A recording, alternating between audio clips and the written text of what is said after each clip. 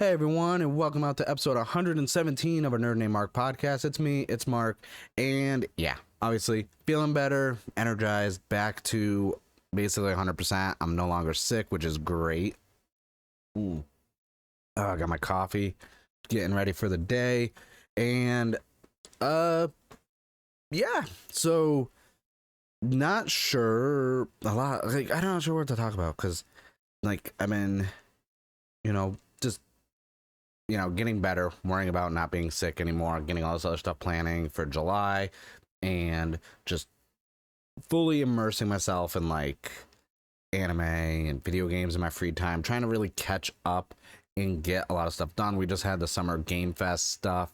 I was going to do a whole episode going over all the announcements and all that stuff, but then I realized, like, I don't know what it is. I don't know if it's because I'm not doing game journalism. I'm not writing about games constantly and reviewing and keeping up with a lot of stuff that I'm not getting hyped when these events happen. And it's not that there's like not cool things being shown and announced. It's just for me personally, I'm just like, okay, that's cool. Like, all right, video games and stuff. So yeah, and there's a few things that like I'll see and I'll be like, oh, that's pretty cool. I can't wait to play that. And then it kind of goes to the back of my mind and I'll forget about it. And then when it gets closer to the launch of a game, that's when I'm like, ooh, I remember when that was shown. I can't wait to play that. And so I've been more into the entertainment side of like everything going, like, watching movies and TV shows, anime, manga, my comics, video gaming. I just pick up games I like. Like if you're watching on YouTube, I'm still going back through another playthrough of Monster Sanctuary. I really love this indie game. It's one of my favorites. I don't know if it's still on sale on the Switch. It's normally $20. It was down to like $6.49 on the Switch, so I picked it up. I've been playing it mainly on the Xbox and PC since it came out. I'm glad to have it on the Switch where I can, sit here at my desk, play it. I got a dock over here. I also have another secondary dock over by my main TV in the living room. Or take it out of the dock, gotta go to work, gotta do the snap, boom, put the Switch in its carrying case, play during my lunch breaks. So Monster Sanctuary is like one of the perfect Switch games, honestly, for that. I really enjoy it. It's Metroidvania style meets Pokemon. I talked extensively about it back when it came out when I was playing it on Xbox and PC. So that's the main game I've been playing besides Pokemon Unite. But at the time of recording this, a game has come out that I was super hyped for, and I am a big fan of supermassive games. Until Dawn is still one of my favorite PlayStation 4 exclusive games, one of my favorite horror games, and then the Dark Pictures anthology with Little Hope, Man of Medan, and was it the House of Ash, I think it was called? Those three. But I picked up The Quarry, which is, so far, I'm like a couple chapters into it. I love this game. This is easily one of their best titles they've done. This time because it's 2K is behind it, whereas before when they were doing like the Dark Pictures anthology, I don't think it was 2K. I think it was just them on their own and like another studio publishing it. But The Quarry had the full backing of 2K. You could tell the time, the quality, everything in there.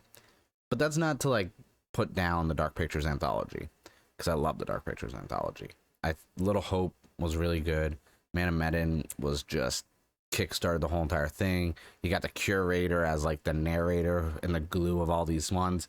This time around, The Quarry is separate from those. It's a spirited successor to Until Dawn. I'm really enjoying it. I was gonna stream it, but then I just was like sitting on the couch, just lights off, nighttime. Got myself a nice Coke Zero and just enjoying it for myself. And because that's how horror games I like to just enjoy on my own. I streamed Until Dawn from start to finish at one point, and then I've also streamed Man of Medan and Little Hope from start to finish before. The House of Ashes I didn't, and this one I'm probably not right away. Maybe down the road I will, but I'm really enjoying it. That's been holding my time, and I love these games because it's like it's not just like a choose your own adventure. There's so many different things that can happen because you get to play like 8 or 9 different people. Different ones can die, some can survive. So there's a lot of replay ability to these games, which I really enjoy. So that's between The Quarry and Pokemon Unite and Monster Sanctuary. That's a lot of my time right now. I kind of put Deadcraft on the back burner because I've already put like 50 hours in that game, and I was getting kind of burnt out on it. But I still enjoy it. Now that I'm feeling better, I'm got all my footage cut together and this and that. So I'm going to be trying to get my video reviews for Deadcraft and the Uden Chronicles Rising done this week at some point.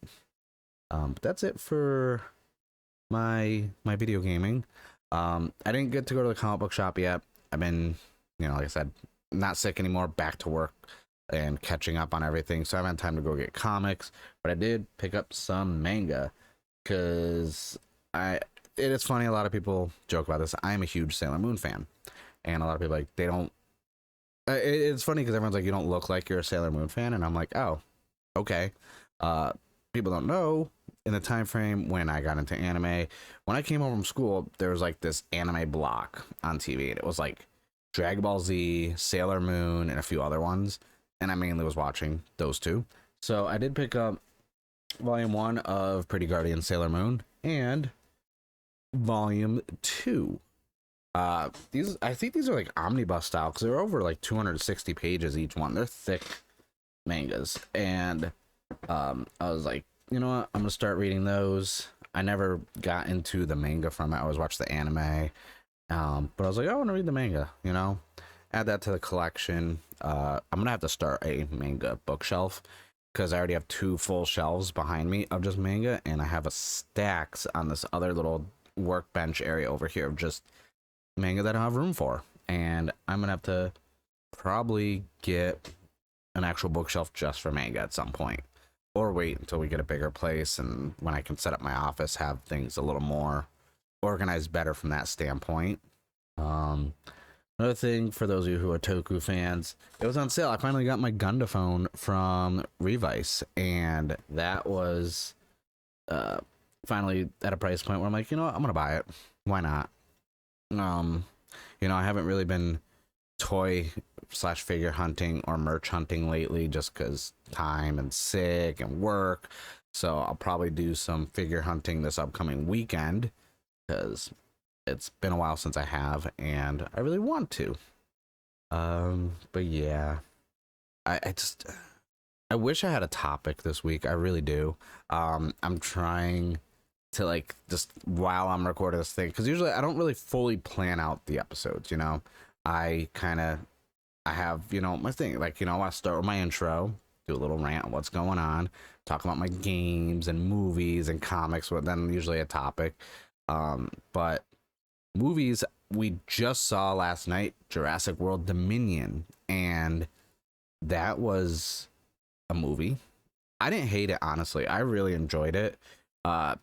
There were some plot inconsistencies, but I think this was kind of like the swan song of the franchise, and once again, there was a lot of fan service, but unless you've seen the original trilogy, you may not get a lot of the references.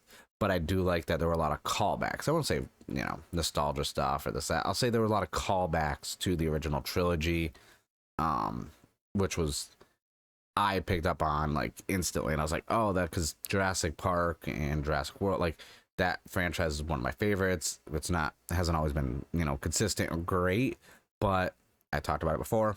I love dinosaurs, so I enjoy these films for what they are, just having fun, popcorn flicks. You don't need this deep rooted meaning. A lot of people will try and nitpick or pull at grasp at straws to make references to how it is, things that are happening in the real world, and I'm like, no, just it's a movie, fiction, enjoy it.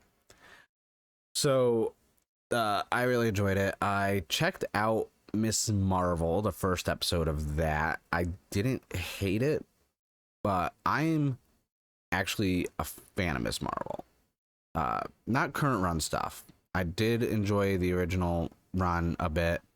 I thought the character was translated really well in the Avengers video game. Like, I thought that was done like really good for that character.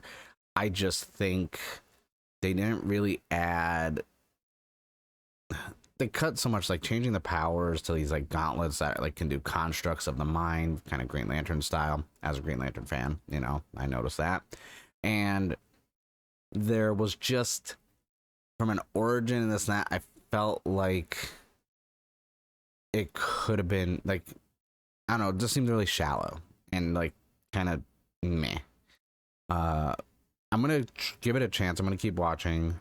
I you know, there's demographics for everything, and I think a lot of people that get angry and go on these long ranting videos and this and that for certain things don't realize or take into consideration that like they're not the demographic for this. And once we realize that comic book movies are and shows are supposed to have a widespread audience appeal and not just cater to the niche comic book fans. And yes, comic book fans are the niche now, and in the minority. If you look at the sales of comic books, like, let's face it, you know, there's a reason why when anime films are coming out in theaters, they're just dominating and making all this money. Or, you know, a lot of non-comic book movies have been killing it this year. Top Gun Maverick, Jurassic World Dominion is like just destroying the box office. And, you know, I think we're finally getting to the entertainment side of like comic book movie fatigue. And, you know, a lot of companies, and I don't think it's DC. DC's kind of been good. Right, I'm not considering the CW stuff at all. I don't even want to talk about that.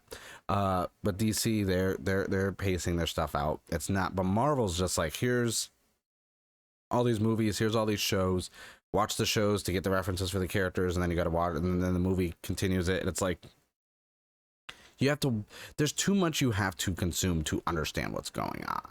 Like, I was thinking about this after watching Doctor Strange in the Multiverse of Madness. If I had never watched WandaVision, I would have been like, what's up with Wanda? Like, what's going on? Like, this is weird. Because last time we saw her in Endgame, she was crunching Thanos and now. So it's like, you have to ingest all this extra stuff to know what's going on, and it's just exhausting.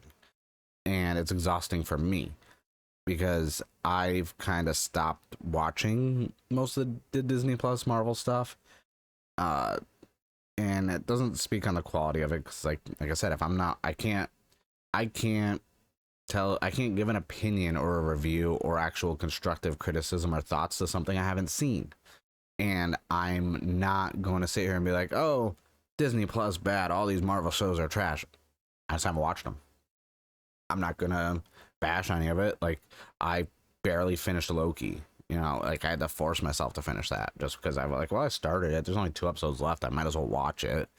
And, you know, with WandaVision, I did watch that. I enjoyed that from the standpoint of all the sitcom references, because I grew up in a household where, like, I loved sitcoms. Like, I loved all the classic sitcoms, even ones way before my time that I would watch. And, you know, with my grandma and this and my aunt. So, like, I'm used, like, so this was kind of cool, like, references. I was like, oh, that's neat. I like that. But, you know, after seeing Jurassic World Dominion and Top Gun Maverick and, you know, the most recent comic book movie I watched was, you know, Doctor Strange, I was like, man, I want to watch this stuff instead of these comic book movies. Like, the Batman was really good. I enjoyed the Batman. Like, DC is still holding my interest, except for Black Adam. And it has been taking all my energy to just not go on tirades about Black Adam. Like, the only thing that looks good from that anything is Pierce Brosnan as Dr. Fate. Like, I don't know why. Like, that seems like top tier casting. Like, I would never thought of casting him as Dr. Fate, and now I'm just like, dude, that is crazy and awesome. But Black Adam, I have no hype for that movie, and I like Black Adam as a comic book character. This doesn't seem, it seems like another Dwayne The Rock Johnson film, where he plays Dwayne the Rock Johnson, just this time with superpowers. And it's weird that he's getting so typecasted. And I'm just like, ugh, I don't really want to watch it. I'm probably gonna, just because I do enjoy Black Adam. I'm probably gonna watch it. But I don't know, something about it's off. One of the only major DC projects I'm actually hyped for is Blue Beetle. Like when they showed some of the set photos with what's his name in the suit and this and that, and I was like, yo, that suit looks good. Yes, it's more New 52's, new wave, new age Blue Beetle, but it looks so good. And I was like, all right, you know what? You got something going with this Blue Beetle movie already. Like I can't wait for a trailer to drop for that. And other than that, like, you know, I don't know. There's just not, especially because like I've been trying to find stuff to watch lately, and I've been watching a lot of anime, and I've been talking about anime for like a lot of episodes now from watching anime, and it's just like that's kind of been holding my interest more than a lot of stuff, like trying to find movies to watch, trying like it's like I'm going back and just rewatching older films and stuff that I already like have seen because it's more entertaining than a lot of the newer stuff coming out for me. And also the fact that like I don't want to go to theaters. I don't want to like, and it's not because of everything going on. It's just like I just hate how expensive movie theaters are. Like it's so expensive. Like even like I had this rewards for the movie like Regal, so I had enough points from going to movies over the like to get a free movie ticket. Even with the free movie ticket, I still had to pay because it was a new movie. I still had to pay like $1.50. So it technically wasn't a free movie ticket. It was a discount on the price, which makes no sense. So even with our 2 movie tickets, one only being $1.50, popcorn, drink, like, you know, the bottled water is so expensive, and this that it was still like $40. And I was like, wow, if I had to pay for my full ticket, it probably would have been closer to over 50. And I'm like, this is just too expensive for 2.5 hours, you know? Like, I hate how expensive movies are. And that was on a Sunday. And I was like, damn, like, no, this is a lot. Like, I can't be spending this. I'm going to drop this kind of money on a freaking dinosaur movie, but I did. So I just don't want to go to theaters. So it's in, like, you know, I'll go through and I'll be like, oh, what's on streaming services? And we have every streaming service. But then there's, like, nothing that's just holding my interest right now. And which is why like I'm going back to like watching a lot of my tokusatsu stuff and Godzilla films, and you know, watching older movies that I already have seen, or shows. Like every once in a while I'll be like, all right, I'm gonna go through and rewatch, you know, all of Scrubs again, or I'm gonna go through and watch Psych, or you know, other shows. And it's just like that's kind of like my go-to thing. Or I'll just watch a whole bunch of stand-up comedy that I have specials that I've probably already seen like 5 to 10 times, and it's like, yeah, just, you know, it's space filler. Like when I put stuff on now, I'm working on other things, you know, and I just, you know, I don't know. It's just like I was when I was before Jurassic World Dominion, watching all the movie trailers and like previews, and I was just like, none of this stuff is holding my, like nothing was just like, oh man, I got it, like I can't wait till this comes out, I'm gonna see this. Like nope, I'm just waiting for July 1st so I can watch the rest of Stranger Things, because that was so good and I really enjoyed that. You know, like Thor Love and Thunder is another one, and I'm just like, I mean, I think Thor now is like the only person to get a 4th movie, because Captain America got 3, but Winter Soldier was, you know, had Winter Soldier and Black Widow and Falcon in it. But Civil War was, you know, basically an Avengers movie. Iron Man had 3 films, and Guardians has Volume 3, but that's the last one. So I think Thor is the only one right now that actually got 4 movies, and which is shocking. But even I'm just like, it doesn't fully look appealing to me, just because coming out in like 4 months, 5 months, 4 or 5 weeks, not months. And it's just like one of those things where it's like, I read the comic, I know the arc they're going with. It was actually really good. I think I'm one of the few people that's just like, I think the whole overall arc of Jane becoming Thor, and Thor, like, you know, figuring out who he is and becoming All Father eventually, and like War of the Realms and all sorts of stuff. I think that whole comic book art was actually really good. That was a good comic book run. But, you know, it's not, gonna be the same in movies, obviously. But I just think because of all the comic books and this and that, like movies and this and that, it's like I don't know, I just don't want to. I just don't want to spend money, honestly, and go see it. I really don't. I'm sure we are gonna see it though, because she wants to see it. So, you know how it goes. Oh, trying to think. Honestly, it's just been a whole lot of nothing, and I've just been trying to figure out like uh, what I want to do with more content that I'm trying to work on. I got the setup, going a little bit better. Just trying to figure out timing of stuff. Like I was gonna do, May was supposed to be all this Ultraman content, and I literally have a Google Doc breaking down all this stuff. I had like a whole bunch of videos planned out. I put 3 videos out for the whole entire month because I got sick and everything else going on. And I was just like, man, and working so much. But I realized I didn't want to do like 1 month with a theme of content and then just like the next 11 months be like whatever. Like especially with Ultraman stuff, because there's so much stuff. I think I'm just going to continue to do Ultraman stuff throughout the year constantly and consistently instead of just 1 month. Like Ultraman on paper sounds like a good idea. I like that. But I think I just want to continue covering Ultraman. So like whether it's like 2 or 3 videos a month or 1 a week, it doesn't matter. Like I'm just going to keep doing Ultraman content on a more regular basis instead of just 1 month, because I have so much Ultraman stuff and I'm a big fan, and I got all these videos already planned out and I got all this stuff already ready to go from footage standpoint. So I'm like, you know what, I'm just gonna do it that way. I think that's the smarter way to do it from a content standpoint. So that's what I'm gonna be doing with that. I really want to start getting back into streaming. I keep saying it, like I have all the setups and this and that. I just haven't I haven't been motivated from a what to stream standpoint, because usually, certain time frame of the day, almost every day, I'm just playing Pokemon Unite for like a couple hours, and I'm like, oh, I could stream that. I do have my PlayStation over here on the desk. I was like, oh, I could stream the PS4, but I don't buy a lot of PlayStation games. Most of my games I buy are on the Switch or PC. And most of the Xbox stuff is Game Pass anyways, which I could have on PC. It's just kind of deciding like to stream and what to stream. Usually I don't care what I stream. Like if it's something I'm gonna just have fun with, I'll just stream it.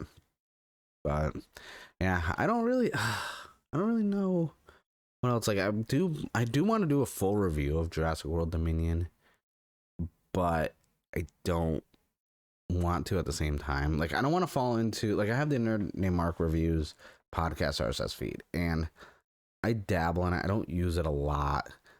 Just because I don't do a lot of reviews, and I was for a while there. I was just doing like audio versions of a lot of my video reviews, but I just didn't feel like reviewing a lot of stuff. And Jurassic World Dominion, I want to review it. It's just motivating myself. Like I know everything I would say right now. Like I could be like, all right, let's roll the camera, let's get it going, hook up the mic, let's record this review. Boom, done. Let's review it. But it's like, I don't, like, part of me is just like, I don't want to review it. It's weird. It's just, I don't know. Honestly, this is. Like, I'm looking around. I'm like, man, I gotta do a lot of cleaning. I gotta do a lot of organizing. I want to play more games. I gotta work on some other videos.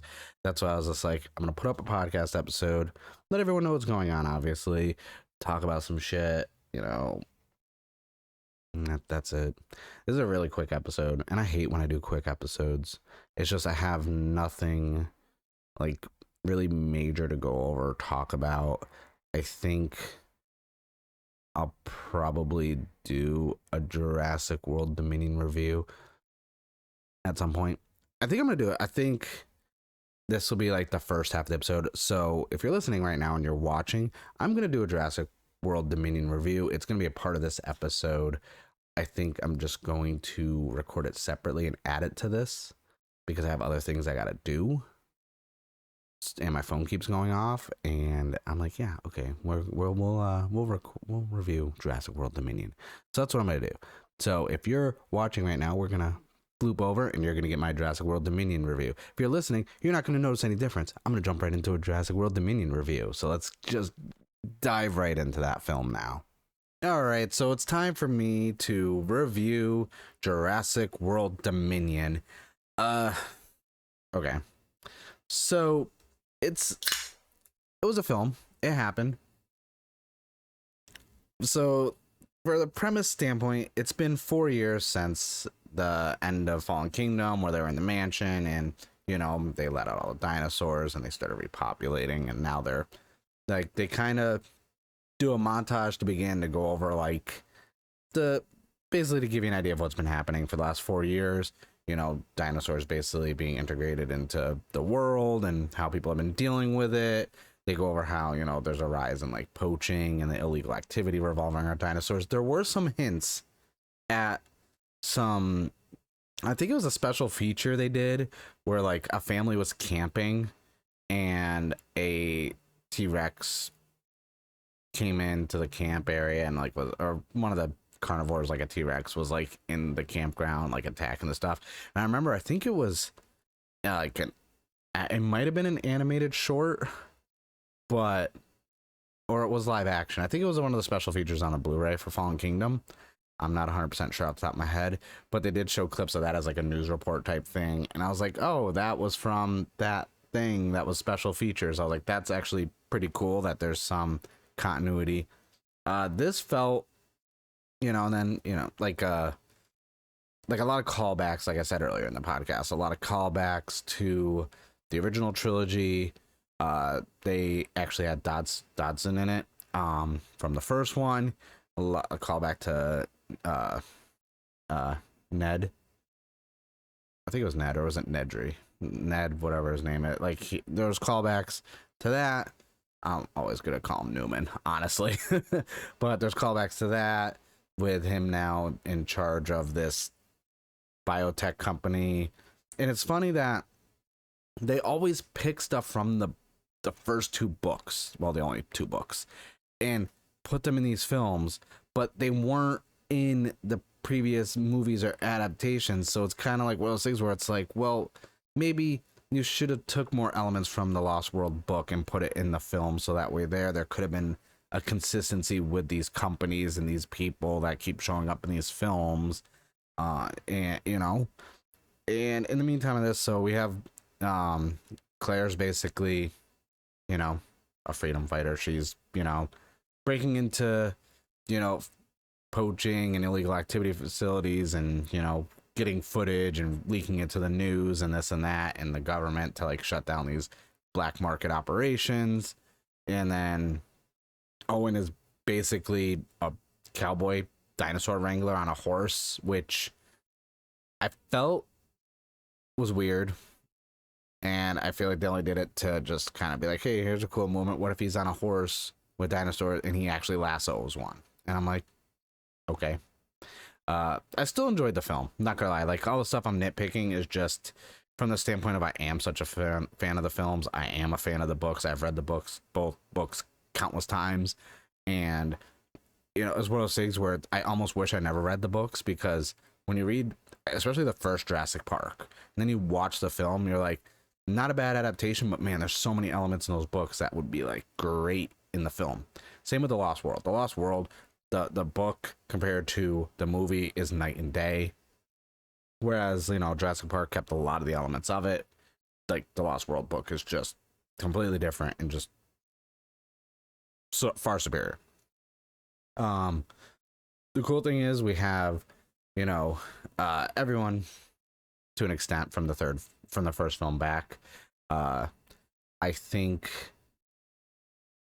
it was good, because like I was concerned when everyone was like, oh, they're coming back to this, and I was like, oh, cool, we haven't seen all three of these characters together since the first Jurassic Park. And my worry was it was just going to be like a throwaway cameo, but no, they did a lot of pertinent stuff to this film. They were a main element of the story, which was good. I think that with, and I'm trying not to spoil a lot of stuff, so it's kind of tough because I don't like doing like full spoiler review, especially this early after the film came out. I think there was a lot of this film was a lot less ridiculous and silly than the previous two, especially Fallen Kingdom, which tried to get some horror elements to it, and a lot of stuff came out kind of weird. Like the whole human cloning things from the second one, and like that was still a part of this one. Really, like, I don't know. I'm getting like I noticed this trend where it's constantly, oh, we shouldn't be doing all this genetic stuff. Like we should get rid of dinosaurs. Like that's always like the theme. And I'm like, well, how often can we get the Dr. Malcolm like, oh, you're too busy with concerned with, doing it, that if you should, you do the science and build it, like, and I'm like, why is this always a thematic of everything? Like, why can't we just be like, hey, dinosaurs are now in the world, let's have some crazy shit go down? And that's not the case. There were some crazy moments, and I mean like legit crazy moments, like, being on a moped and new Atrociraptors or whatever are chasing you around. Like, okay. That was there was just a lot of moments that kind of, and I'm gonna say this too, that movie was freaking, it felt like it dragged on for so long. And I mean, you don't need to have these over 2 hour films, you don't need these long ass films constantly, especially from action stamp movies, like in this and that, like you're really, like this, the runtime on this was unnecessary. It was not needed. It could have been a lot shorter, and honestly it should have been a lot shorter. But I do appreciate there was more animatronics and practical effects in this film compared to the previous two, which is something that like I really enjoyed with the original trilogy. Yes, CG wasn't where it is now, but in Jurassic World and Fallen Kingdom, a lot of stuff looked so fake. The CG, like detailed on CG was good, but it just felt like dinosaurs sometimes looked like and felt like they were out of place. This time I really enjoyed the more animatronics. I looked it up. I guess they used over 18 different dinosaur animatronics, and I was like, that is cool. Like, thank you, because that's one of the things that it seems more real that way, even though it's dinosaurs. But like, just from a scene standpoint, it doesn't take you out being like, okay, they're probably literally interacting with a big broomstick with a green circle on it, and so I could appreciate the practical effects and the animatronics used. A lot of the dinosaur stuff was just looked so cool. I really enjoyed it. That's, like I said, I'm watching these movies for dinosaurs in action. I'm not going in expecting the greatest story and the most depth of character development and this and that. It's like, I just want to see some dinosaurs, and they gave me dinosaurs, so I can't really complain in that standpoint. Another thing that, I really enjoyed was that this had its ending. It had an ending. It's done. And say what you will about this franchise in this second trilogy, a lot of people are like, oh, I'm glad it's over, this and that. It's like me, I was like, we got closure on a lot of stuff from the original trilogy, like, and I'm bad with names. But Alan Grant and Sadler, like, they finally got together after like all the hinting in like the first one and the third one. It's like we got to see that full circle. Dr. Malcolm, like, Jeff Goldblum is just Jeff Goldblum now, right? Like, is he like even playing a character anymore? I can't tell if he's acting or if he's just being how he is in everything now, and which isn't a complaint, because I love Jeff Goldblum. All right, like, I love The Fly, all the other films I've seen him, like, I really enjoy his work. He's a good actor. He's a great actor. But there's something about, he always has that charm, and it shows through in this one. He's very charming, and you could tell when he's doing his speech, and you know, he's like giving like a lecture in a class, and you could just see like how he's talking and his body language, and they pan to the faces of the female classmates, just like fully just engaged and enamored by by him like talking. And yeah, so like there's a lot of positives to this film, and it sucks. Like I said, I don't want to spoil it, so I'm trying my hardest not to give away any spoilers. But yeah, it's the ending showing like dinosaurs, like basically we're gonna have to live with dinosaurs and figure it out. And I'm just like, well, that's kind of what I thought Fallen Kingdom was supposed to be, like the ending of that. So I thought that's what we were gonna get with this one, but instead they went very like, once again, evil genetic corporation, using, instead of trying to make a park this time, they're trying to use DNA to manipulate and control, you know, agriculture, or they're trying to cure diseases and all this other stuff from a pharmaceutical standpoint to make money. And it's like evil corporation bad again. And I'm like, you know, the Lost World, if I'm going through all the films, like the first one was about a park, the second one was, you know, Lost World. We got, you know, T-Rex rampaging through freaking San Diego, and not really heavily focusing on evil corporation, but it's there, especially in the, you know, beginning half of the film. The third film was less of all the stuff. Instead of, hey, we're trapped on island, let's get off island. And then, you know, you had Jurassic World, which was back to the formula of here's a theme park that's making, you know, hybrid dinosaurs that never existed and selling out to corporations to sponsor them. And then things go wrong. You know, it gets shut down. Then we had, you know, Fallen Kingdom, be like, oh no, island, get dinosaurs off island. Oh, now we're going to sell these dinosaurs to, you know, on the black market for military or any purposes. Now this one is like, oh, dinosaurs are loose in the wild, but we also have a sanctuary that's isolated, but we're also doing research on them for pharmaceutical purposes. And I'm like, man, like, if I was hoping this one was going to be more like Jurassic Park 3, which I am in the minority, where I don't hate Jurassic Park 3 at all. I actually enjoy that film. It's one of the guilty pleasure Jurassic Park films. Is it nearly as good as the first film? No, not even close. But I like it more than Lost World. And I like it because it's just dinosaurs. You're on an island, dinosaurs, trying to get off the island. And with this one, I was hoping this is what Dominion was going to be, because if it followed the trends of the original trilogy, which I felt like it was, I thought we were going to get just crazy zaniness of dinosaurs in the world and interacting. And we got it to an extent, but we didn't. And it also seemed like a lot of stuff was just scene after scene. Okay, like a formula, like dinosaur, some sort of dinosaur attack, they get away. Conversations, okay, let's reveal some more stuff about this corporation, dinosaur attack, wash, rinse, repeat. Like I said, a lot of the callbacks though, that's where like I was getting happy. There was callbacks to, like I said, Dodson was a main character in this, so there's callbacks to that. And the shaving cream can, they actually showed it. That's a spoiler, I'm sorry, but they actually showed the actual original can, so he did get it.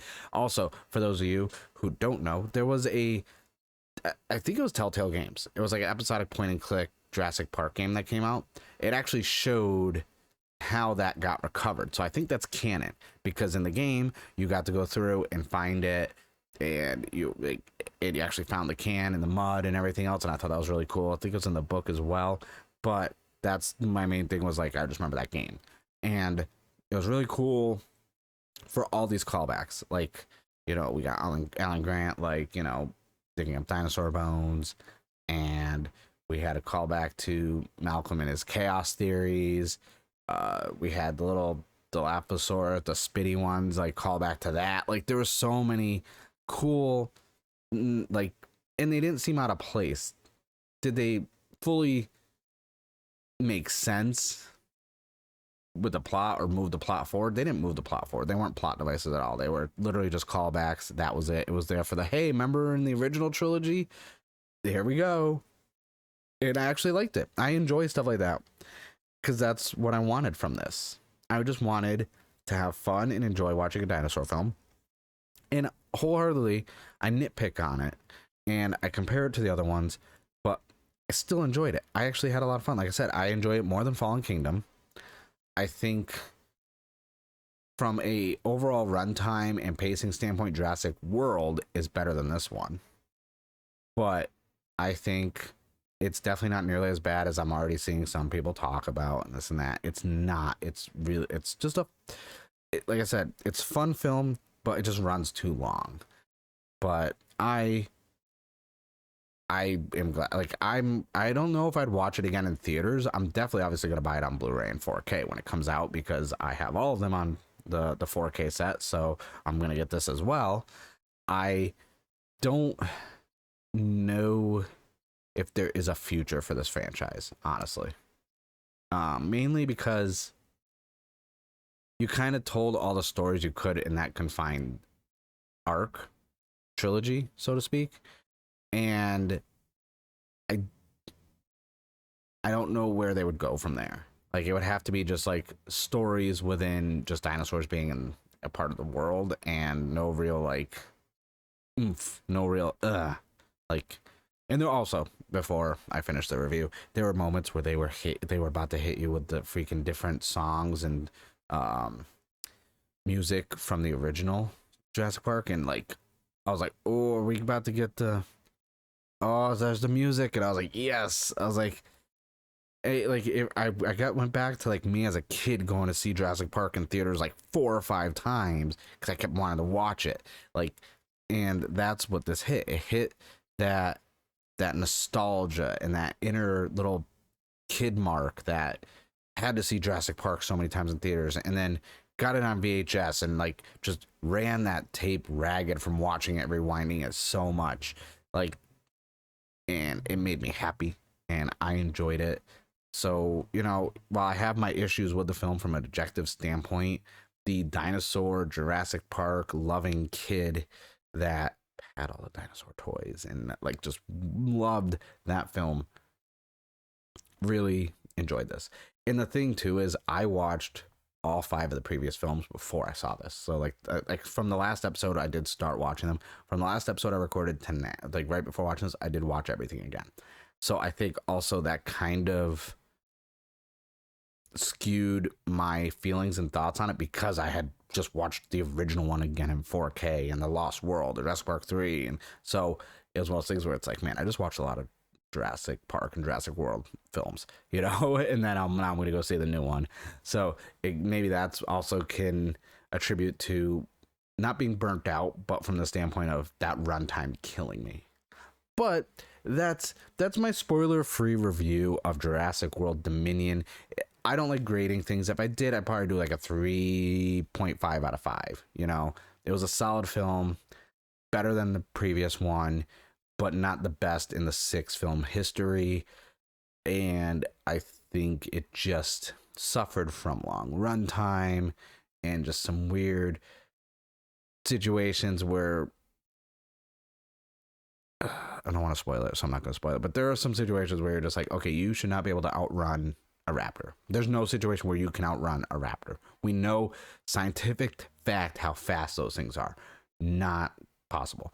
And there were some cool scenes seeing like different dinosaurs like integrated and living with and being paired up with other ones like Triceratops with elephants and blue whales and humpback blue. I think they're blue whales or whatever they're called, the big whales, with like that weird bitey one, which and you know, gazelles, and with other one, like there were some cool moments like cinematography wise that I'm like, that looks actually pretty cool.